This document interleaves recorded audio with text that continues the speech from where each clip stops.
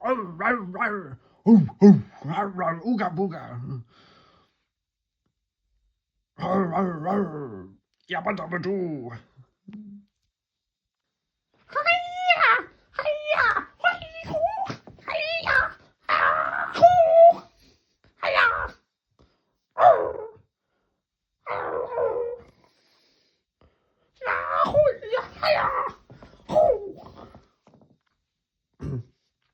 Moo, moo, moo, moo.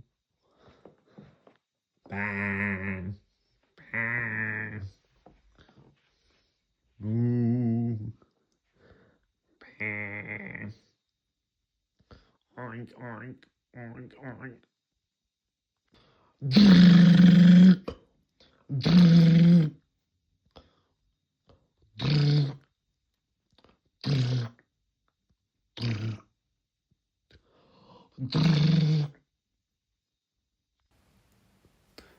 Apparently, the term ooga booga has racist connotations.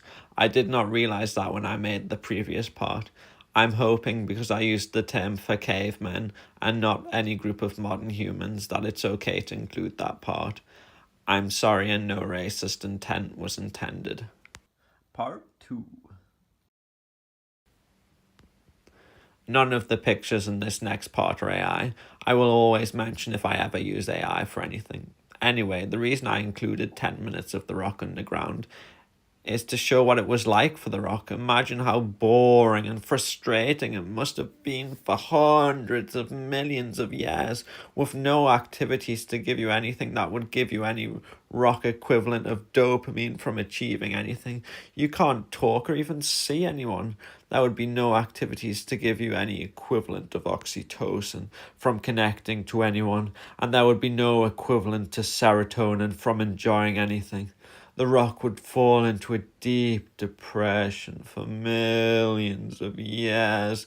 It would have been perpetually dark underground, nothing to do but listen to the same noises over and over again, and then over and over again some more. Imagine if The Rock became human. They would be able to talk and move. They could do anything. The world would be their oyster. How could they possibly go back to nothingness? The idea of going back would be so traumatic that even the thought of it would be unbearable. They would feel desperate to move and talk and desperate to actually do something. Although not everyone with chronic fatigue syndrome is bedbound, The Rock finds moving very difficult and stays in bed a lot. My Rock has chronic fatigue syndrome. When humans have chronic fatigue syndrome, they can have periods where moving is very difficult, but when their condition temporarily eases, sometimes they can want to do lots of things they haven't been able to do. Although skydiving may be a bit too extreme example. They can do a lot and then they overexert themselves and it makes their condition worse. Also in my story, I had not given The Rock borderline personality disorder yet. However, with borderline personality disorder, you can have impulsivity, all or nothing thinking, and extreme emotions. Someone with borderline personality disorder may be impulsive to the point where once they've started drinking, they can't stop. Because they feel such extreme emotions, they would do anything to numb the pain. Drinking in moderation may be hard because of that all or nothing thinking. They may have an unstable sense of self which could lead to feelings of emptiness. They may then feel the need to fill that emptiness with substances like alcohol. The next part is about me in real life, and so is real and non-fiction. However, the part about The Rock will become relevant in a few minutes' time. Autistic people like myself can attribute human-like characteristics or emotions to animals or inanimate objects. I've made hours of videos personifying rocks, but I know rocks aren't actually conscious or people. I just like to pretend they are. People with psychosis can see faces and objects that aren't faces. So this is like how sometimes objects like clouds or rocks sometimes look like they've got faces in them, and this is known as pareidolia. Leading up to when I had a psychosis, I would see an object like a road sign, and think it was a person, I'd look back at it and realise it wasn't a person. When I had the actual psychosis, though, I would be looking directly at an object, and I still couldn't tell if it was an actual person. So this wasn't just seeing a face and an object like pareidolia is. This was the object actually looking indistinguishable from a whole human body. I coloured the rock in and added hair to show this. Could my autism's ability to personify objects have influenced what hallucinations I got? In real life, when I had the psychosis, although I thought I was other human people, I also thought I was the wolf from Shrek, and I wore a pink shower cap around the house pretending to be the wolf with their pink hat. The fact that this was a non-human character may show how autistic people personify animals. Now here's a fictional story about an ordinary rock before it became the pet rock, where my hallucinations made it human. The rock person was now human. They could move and talk as much as they wanted. They went skydiving. They felt exhilarated, excited, amazed. They could eat human food. They didn't know what to eat, so they made ice lollies out of frozen soy sauce, curry sauce, chili sauce, frozen vinegar, and garlic mayonnaise. The rock never wanted to go back to being a rock. If I took my antipsychotic tablets, they would, though. The rock thought they wanted to be human for just a little bit longer. When would they get a chance like this again? They thought, but they felt guilty. They hid the tablets. I was wandering around the house pretending to be a wolf. The rock person was amused and thought I was just joking on and having a laugh, and didn't take my illness seriously. I said to the rock, "According to me, Mr. Wolf, it's 9 p.m. Where is my tablet?"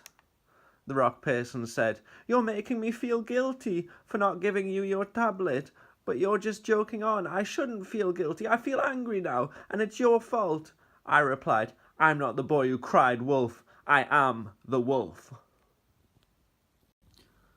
The stone person was going out, drinking every night, trying to make the most of their time. They came home. I inquired, "Where are my tablets?" They shouted, "I was a rock. I couldn't move or talk for hundreds of millions of years. You've been psychotic for a matter of weeks. I've been ill much longer than you. I deserve to be well. I'll give you your tablets soon enough. You can wait." I shouted, "I'll huff and I'll puff and I'll blow this house down if you don't give me the tablet. I'll eat grandma. I may be in sheep's clothing, but I could hurt you." I wanted to be away from the rock. I hit walls, I threw a chair. I was feeling so overwhelmed and angry and not myself. The rock saw me being ill. The stone felt so guilty. They were angry with themselves. They felt awful. But if I took my tablet, I'd stop hallucinating and the rock person would go back to being an ordinary rock. The rock couldn't go back. The stone couldn't cope. They went in the other room. I frantically left the house in the night. I didn't have time to change out of my pyjamas. The human stone saw the door was unlocked. They rushed out after me. They realised how ill I was, and they thought they'd been such a jerk. They felt worried for me and searched everywhere until they found me and convinced me to come home. I said, "I'm not taking my tablet." The human rock said calmly and lovingly, "I'll make you something nice." The stone began making an antipsychotic sandwich. The human rock said, "At first I just wanted more and more time to live a little, but I looked it up, and the earlier they intervene, the better you will do. I suffered for a long time, trapped in the cold, dark ground, but if I don't help you, you could suffer for the rest of your life too. I realize now how ill you are. Take this tablet." I took the tablet as the rock began fading away.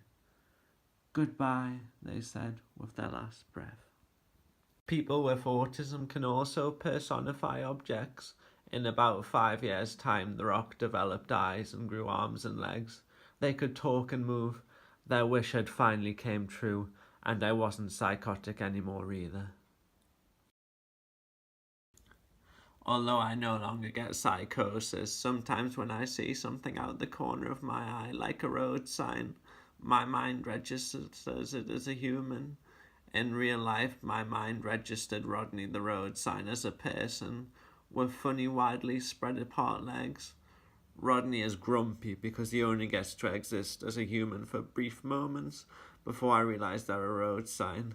Rodney likes beer and football, but it really bothers Rodney that he's stuck in one place and can't go to the pub. Things used to be different. When I had my psychosis, the road sign permanently looked like a human. Rodney had had a taste of glory, but things were different now.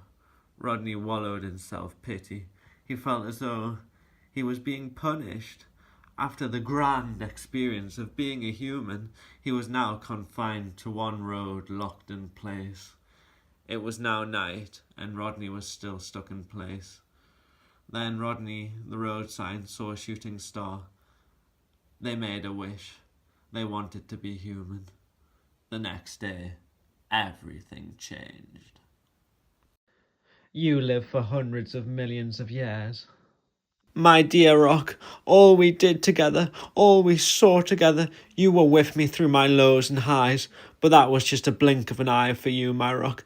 I hope I was a good moment for you, and I hope you can savour this moment, because in the click of my fingers, it'll be gone.